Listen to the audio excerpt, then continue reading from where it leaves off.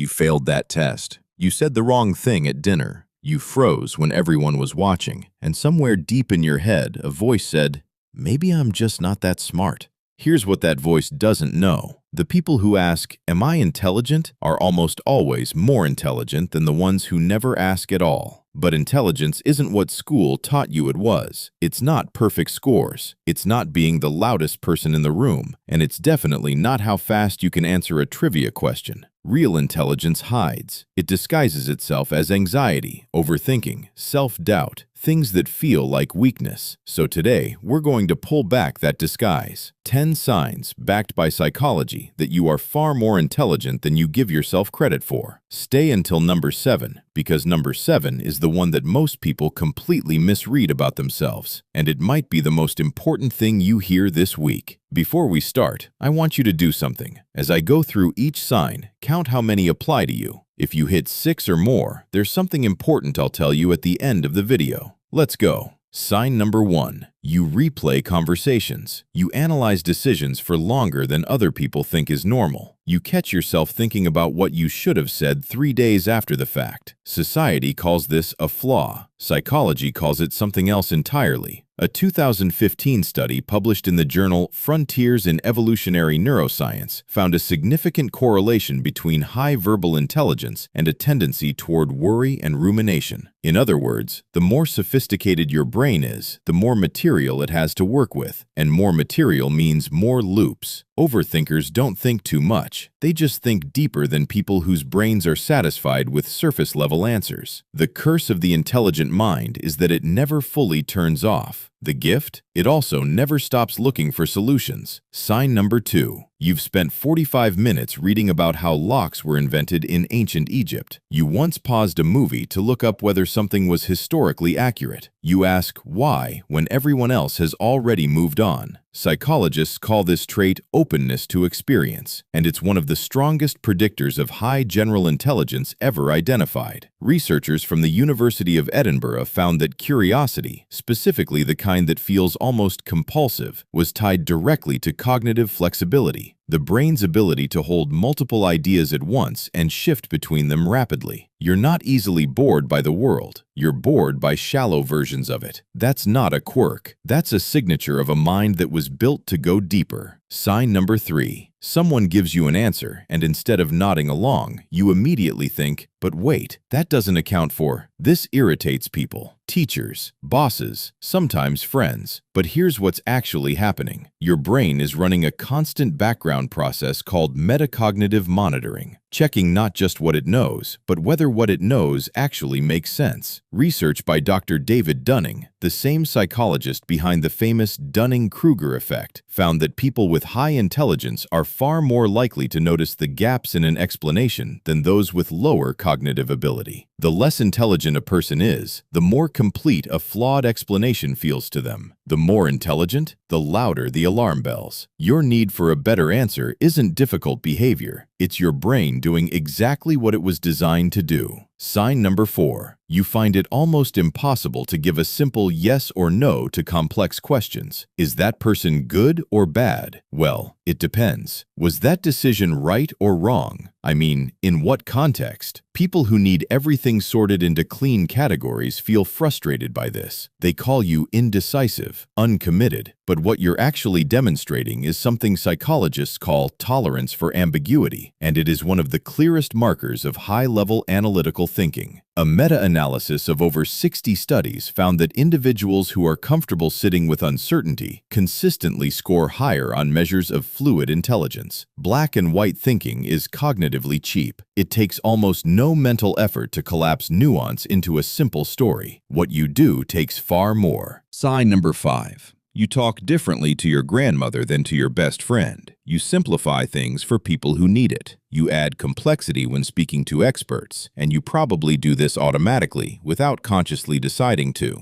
This is called code switching, and it requires a remarkable level of social and emotional intelligence working in the background. A 2020 study found that individuals who naturally adapt their communication across contexts demonstrate significantly higher working memory and social cognition scores than those who communicate the same way regardless of who's listening. You're not being fake, you're being precise. There's a massive difference. Sign number 6. You've been given praise, responsibility, maybe even recognition, and your first instinct was to think, they don't really know me. If they did, they'd realize I have no idea what I'm doing. This is called imposter syndrome, and it is startlingly common among highly intelligent people. Here's the psychological mechanism. Intelligent people are more aware of what they don't know. They can model complexity better, which means they can see all the ways they might be wrong or fall short. Dr. Pauline Clance, who first identified imposter syndrome in 1978, specifically noted that the phenomenon appeared most frequently among high-achieving, high-intelligence individuals, not low performers. Low performers rarely feel like imposters. They don't have the self-awareness required to see the gap. The fact that you feel like you don't belong in the room, it means you understand exactly how hard it is to belong there. This is the one I told you to wait for. You change your mind, not constantly, not randomly, but when faced with genuinely compelling evidence, you are willing to say, I was wrong, I'm updating my position. Most people will never, ever do this in their lifetime. Not really, because changing your mind, truly changing it, requires something extraordinarily rare, the ability to separate your identity from your opinion. For most people, their beliefs are them. To admit a belief was wrong is to admit that they were wrong, and the ego simply won't allow it. Psychologist Philip Tetlock spent decades studying what separates people who make accurate predictions about the world from those who don't. His conclusion? The most accurate thinkers were the ones who treated their own opinions as hypotheses to be tested, not identities to be defended. He called them foxes. The people who refuse to update, those driven by rigid ideology, he called hedgehogs. Foxes are almost always more intelligent, and foxes almost always feel like they're wrong about everything, because they're always in the process of revision. If you've ever felt embarrassed about changing your mind, you were embarrassed by your own intelligence. Sign number 8. Someone asks you,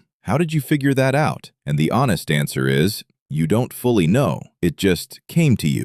Something felt off. You sensed the right answer before you could articulate why. This isn't magical thinking. It's called intuitive cognition, the product of a brain that has processed so much information that it has built internal pattern recognition systems operating beneath conscious awareness. Research at Princeton's neuroscience department found that expert-level intuition is the direct product of accumulated high-level cognitive processing. In other words, it looks like a gift, but it's actually intelligence that has gone underground. Your gut isn't guessing, it's calculating faster than your conscious mind can keep up with. Sign number 9. You're not antisocial. You like people, but you have a threshold. After enough socializing, you don't just feel tired. You feel like your thinking gets blurry, and when you're alone, something sharpens. A 2016 study found something that surprised the scientific community. Highly intelligent individuals reported lower life satisfaction the more frequently they socialized. Smarter people are more focused on long-term goals that require sustained, uninterrupted thinking. Frequent social interaction interrupts that process, and the intelligent mind feels the cost. Your need for solitude isn't social failure. It's cognitive maintenance. Sign number 10. You're in a meeting and someone makes a point about marketing, and your mind immediately jumps to something you read about evolutionary psychology 3 years ago, and somehow they're related. You watch a historical documentary and it reminds you of a current political event that nobody else seems to be connecting. This ability to find non-obvious patterns across distant domains is called associative thinking, and multiple studies identify it as one of the clearest hallmarks of above-average intelligence and creative genius. Researchers at Northwestern University found that highly intelligent individuals have a measurably wider attentional filter, meaning their brains take in more seemingly irrelevant information and store it in ways that allow for unexpected connections later. You don't just see the dots, you see that dots which shouldn't belong together actually do. So, how many applied to you? If you counted 6 or more, here's what I promised to tell you. Intelligence is not the voice that says, I have all the answers. Intelligence is the voice that says, I'm not sure. Let me think harder. The people who are most certain of their intelligence are often the people who have stopped growing. They've mistaken confidence for capability. But you, with your self-doubt, your overthinking, your restless need to understand more, you are still in motion. And a mind in motion is exactly what intelligence looks like from the inside. The world will keep rewarding the people who sound most confident. That's a bug in how humans work, not a reflection of reality. Reality is quieter, more uncertain, more complicated, and you already knew that. If this video made you think, even just a little, you know what to do. And if you're not sure whether to subscribe, that hesitation is probably sign number 11. See you in the next one.